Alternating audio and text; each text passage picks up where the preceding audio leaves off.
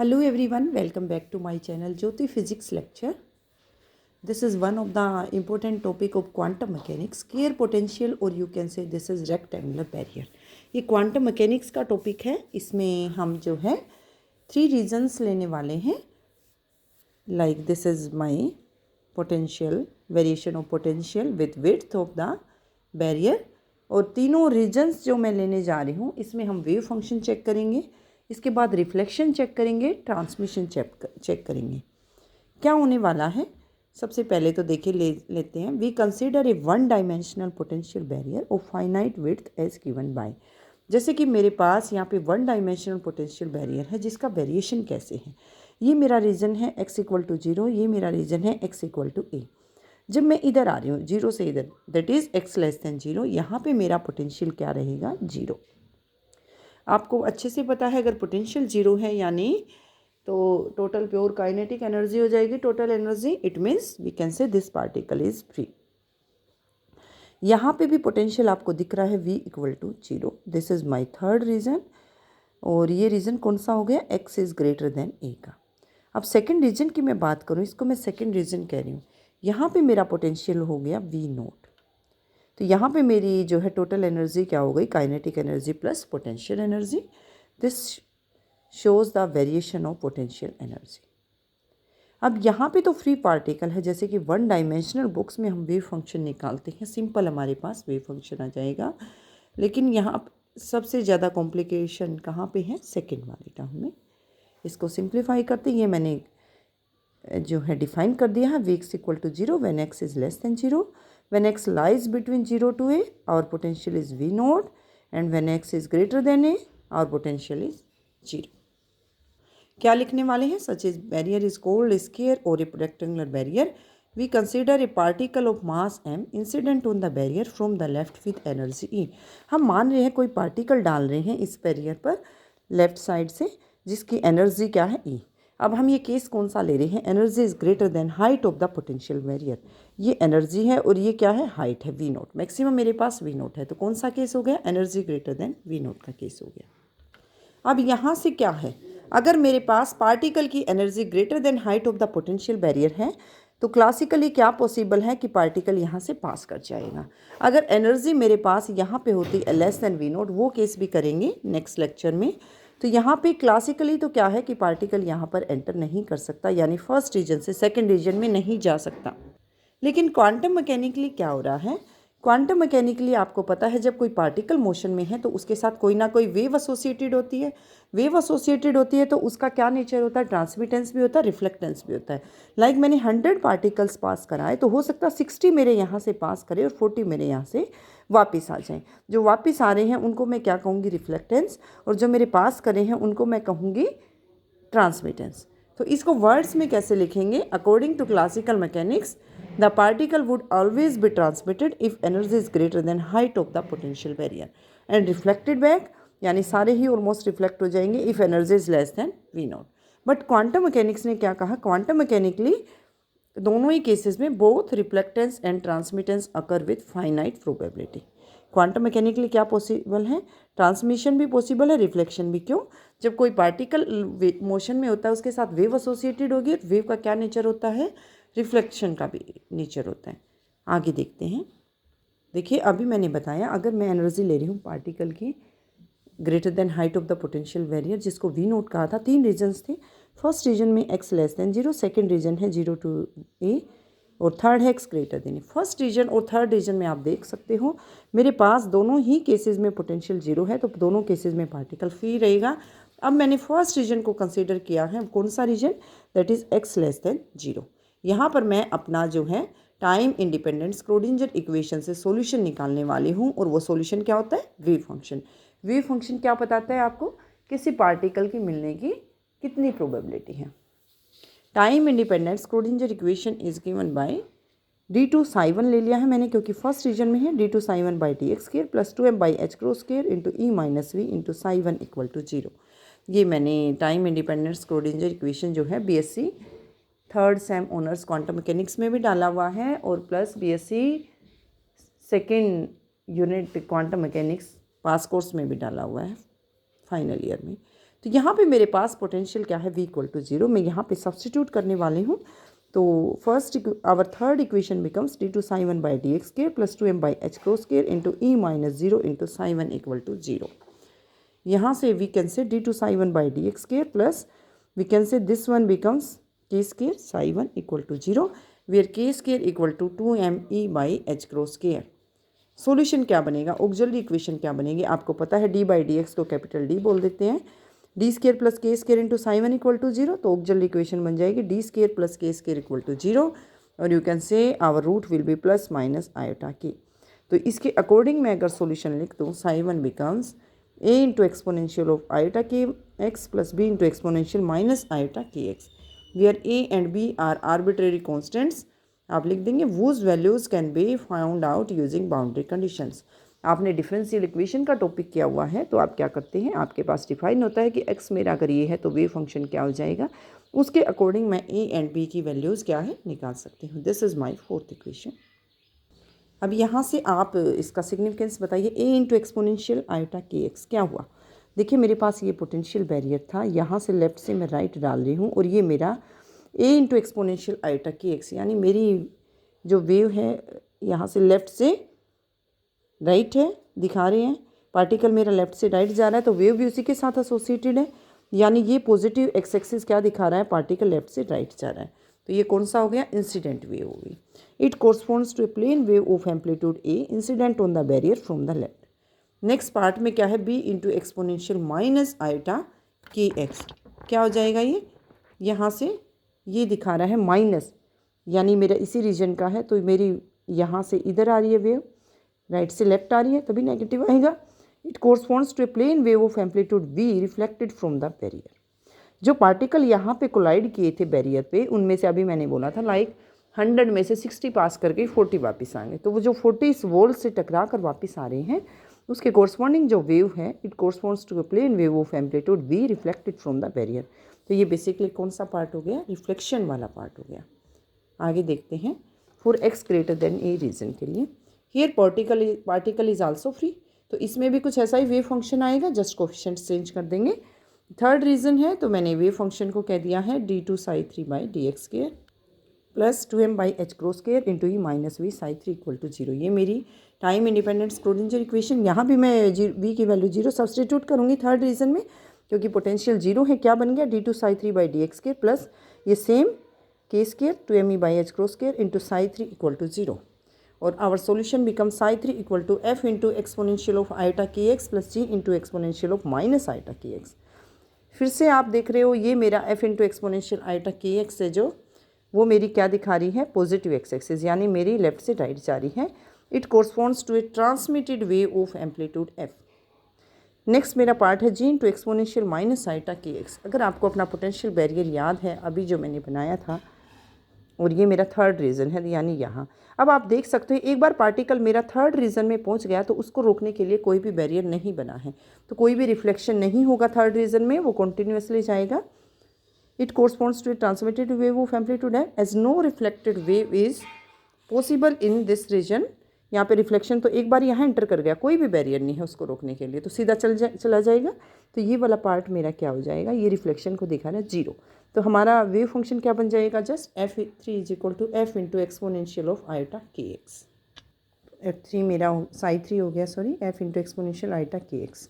ये मेरी sixth equation होगी। अब मुझे सेकंड रीजन में देखना है वेव फंक्शन, जहाँ पे मेरा पोटेंशियल क्या हो रहा है, v is equal to V naught. Time independent Schrödinger equation फिर से लिखेंगे, we know time independent Schrödinger equation is given by second region के लिए वेव फंक्शन क्या हो गया, psi two D two psi two by D x square plus 2m/h cross square into E minus V into psi two equal to 0। V की जगह substitute कर दो V naught D two psi two by D x square plus 2m/h cross square into E minus v not psi two equal to 0। और you can say d two psi two by D x square plus this one is k dash square into psi two equal to 0 where k dash square is equal to 2m/h cross square e minus v not. यहाँ से आपका wave function क्या आ रहा है, अगर आप देखें तो साई टू यहाँ से आएगा मेरे पास, अगर ये जनरल इक्वेशन है वही मैंने अगर रूट्स निकाले तो मेरे पास रूट्स आएंगे प्लस माइनस आयोटा के डैश, तो साई टू आ गया c into exponential iota K two dash X plus d into exponential minus iota के डैश, के टू नहीं है sorry, K dash X. This is our seventh equation. Here C and D are arbitrary constants whose values can be determined using boundary conditions. अब मेरे पास मुझे arbitrary constants निकालना है. अभी मैंने पहले भी बताया था, मुझे कुछ पॉइंट पे पता होना चाहिए. अगर x ये वैल्यू दे रहा है तो वहाँ वेव फंक्शन क्या वैल्यू देगा. तो बाउंड्री कंडीशन इसमें कैसे लगाने वाले हैं हम, देखिए बाउंड्री कंडीशन कैसे लगाएंगे. मेरे पास अगर आपको याद है ये पोटेंशियल कर्व है, x equal to 0, x equal to a. अगर आप x इक्वल टू 0 पे देखें, जस्ट मैं अगर लिमिट लगाऊं 0 नेगेटिव पे तो मेरा v 0 हो रहा है. Just x equal to 0 plus मैं चल रही हूँ तो मेरा पोटेंशियल v नोट हो रहा है. तो x इक्वल टू 0 पे पोटेंशियल में क्या आ रही है, डिसकॉन्टिन्यूटी. जहाँ भी पोटेंशियल में डिसकॉन्टिन्यूटी है, सेकेंड डिसकॉन्टिन्यूटी यहाँ आ रही है. x equal to A minus अगर मैं थोड़ा सा इधर आऊँ, आपने लिमिट पड़ी हुई है तो पोटेंशियल मेरा बन रहा है वी नोट, लेकिन इधर शिफ्ट हो रही हो तो मेरा पोटेंशियल बन रहा है 0. So these are the points of discontinuity, यानी पोटेंशियल की सेम वैल्यू नहीं है इन पॉइंट्स के around, x equal to 0, x equal to a. तो मेरे पास कंडीशन होती है जहाँ भी वेव फंक्शन की प्रॉपर्टी है पोटेंशियल में डिसकॉन्टिन्यूटी है, उन दोनों पॉइंट्स पर वेव फंक्शन क्या होनी चाहिए, सेम. यानी x इक्वल टू 0 पे मेरा क्या है, साई 1 मस्ट भी इक्वल टू साई 2, और x इक्वल टू पे साई 2 इक्वल टू साई 3. तो एक बाउंड्री कंडीशन तो ये हो गई. हम निकाल लेंगे साई 1 की वैल्यू x इक्वल टू 0 पे, साई 2 की x इक्वल टू 0 पे, साई 2 की x इक्वल टू ए पे, साई 3 की x इक्वल टू ए पे. दोनों को इक्वेट कर देंगे, वहाँ से क्या आता है देखते हैं. देखिए क्या आएगा, at point of discontinuity of potential wave function must be continuous, यानी वैल्यू सेम होनी चाहिए. x इक्वल टू 0 है और x इक्वल टू ए मेरे पास क्या है, पोटेंशियल में डिसकॉन्टिन्यूटी पॉइंट है. x इक्वल टू 0 पे क्या होना चाहिए, psi 1 must be equal to psi 2. This is my 8th equation. Psi 1 क्या था, मुझे रिकॉल करना है, a इंटू एक्सपोनेंशियल आइटा की x plus b into exponential minus iota की x. x equal to 0 substitute करें साई 1 में, a into exponential 0 plus b into exponential 0, that is equal to a plus B. Okay, next है x equal to ए पे मेरी क्या होनी चाहिए, psi 2 equal to psi 3. Psi 2 क्या था, c इंटू एक्सपोनेंशियल आइटा के dash X plus D into exponential minus iota के डैश एक्स. साई 2 की वैल्यू निकालें, x इक्वल टू ए पे c इंटू एक्सपोनेंशियल आइटा के डैश ए बन गया और plus D into exponential minus iota के dash a. This is my 10th equation. Psi 3 क्या है, f into exponential iota k x, x equal to ए पे निकालें, क्या बन गया, f इंटू एक्सपोनेंशियल आइटा के ए बन गया. अब दोनों को इक्वेट कर दें, साई 2 इक्वल टू साई 3, यानी 10th से और 11th से जो मेरे पास आया, 10th और 11th से मैं किस में सब्सटीट्यूट कर रही हूँ, साई 2 इक्वल टू साई 3 में. कौन सी वैल्यू बन गई, दिस वन. साई 2 मेरे पास है ये रहा, c इंटू एक्सपोनेंशियल आइटा के dash X plus D into exponential minus iota के डैश एक्स, और साई 3 क्या है, f इंटू एक्सपोनेंशियल आइटा के. तो एक बाउंड्री कंडीशन तो ये थी, psi 2 equal to psi 3, x equal to ए पे. एक थी psi 1 equal to psi 2, x equal to मेरा 0 पे. यहाँ से मेरे पास आ चुका है a plus B equal to C plus T.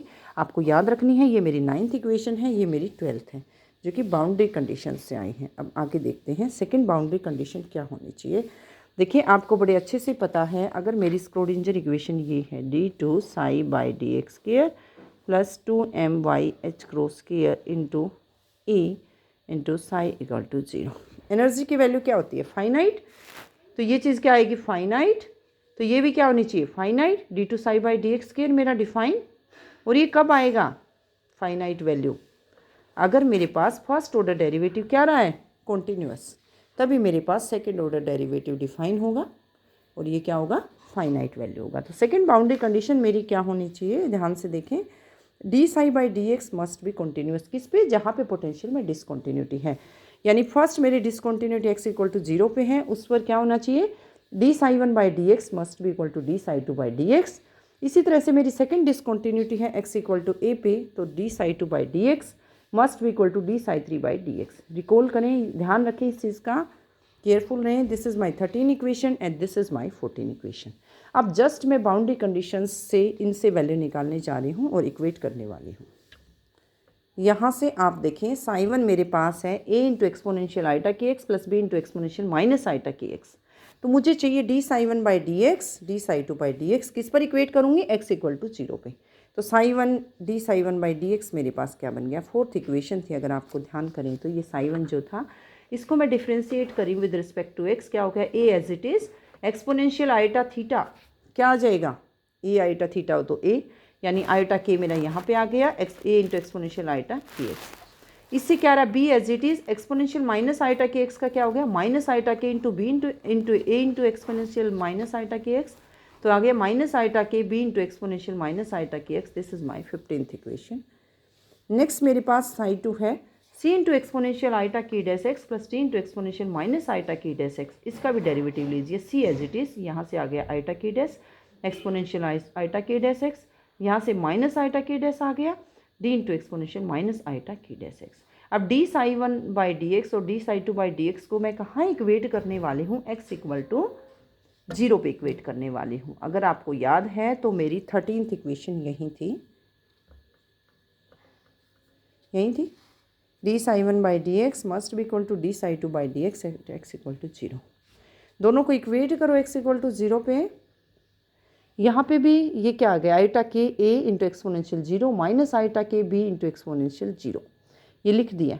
और ये किसके इक्वल है, d psi 2 by D x, iota के dash C into exponential iota के डैश एक्स माइनस आयोटा के dash x D into exponential minus iota के dash x. अगर मैंने ध्यान से देखें तो इसी चीज़ को यहाँ लिख दिया है, दिस वन यहीं लिखा हुआ है। अब इसको किस पे करना है, एक्स इक्वल टू 0 पे इक्वेट करना है। मेरी बाउंड्री कंडीशन है ये, क्या आ गया, यहाँ से आ गया आयोटा के और a into exponential 0 a minus b equal to iota के dash into c minus d. यहाँ से मेरे पास आ गया। अब आपके पास 9th इक्वेशन अगर आप ध्यान करें तो थी a plus B equal to C plus d. कौन सी कंडीशन से आई थी, जब साई 1 साई 2 को मैंने इक्वेट किया था x इक्वल टू 0 पे। यहाँ मैंने किया है d psi 1 by D x equal to D psi 2 by D x x equal to 0 पे। तो ये मेरे पास आ गई कंडीशंस। तो a plus B equal to C plus d 9th equation थी। और अभी 17th इक्वेशन आई है iota k into a minus b equal to iota के dash into c minus d. यहाँ से a माइनस बी क्या रहा है, आयोटा से आयोटा कैंसिल आउट हो रहा है, के dash by k into c minus D. तो ये दोनों बाउंड्री कंडीशन कहाँ से आई है, जब मैंने साई 1 इक्वल टू साई 2 लिया एक्स इक्वल टू 0 पे, जब मैंने d psi 1 by D x लिया इक्वल टू लिया है d psi 2 by D x x equal to 0 पे। दोनों boundary condition x equal to 0 वाली से। अब मेरे पास दो जो हैं आप देख सकते हो वेरिएबल हैं ए एंड बी, आपको वैल्यू निकालनी है सी एंड डी की टर्म्स में। एक बार ऐड कर दो, एक बार सब्ट्रैक्ट कर दो। आपके पास इक्वेशंस कौन सी हैं, 9th है और 18th है। एक बार ऐड कीजिए, आप लीजिए एडिंग इक्वेशन 9 एंड 18, ये रही 9 और 18, बी से बी कैंसिल आउट, यहाँ से लेफ्ट साइड तो रह गया आपके पास 2a is equal to right hand side क्या हो गया, c plus d plus k dash by k c minus k dash by k d. यहाँ से आ गया राइट हैंड साइड में लीजिए c कॉमन आ गया 1 plus k dash by k plus D into 1 minus k dash by के। यहाँ से क्या आ रहा है आपके पास, ध्यान से देखें, लेफ्ट साइड में आ रहा है 2a is equal to c into k plus k dash by k, ऐसे ही plus D into k minus k dash by k, ये आ गया। यहाँ से a की वैल्यू मैं क्या लिख सकती हूँ, a is equal to 1/2 denominator में आ जाएगा, 1/2 डिनोमिनेटर में कॉमन निकाल लूँगी, c इंटू के डैश प्लस के plus D into k minus k dash. यहीं लिखा हुआ है कुछ, यस 19th इक्वेशन में इसको कह रही हूँ। a इज इक्वल टू 1/2 के इंटू सी into k plus k dash plus D into k minus k dash.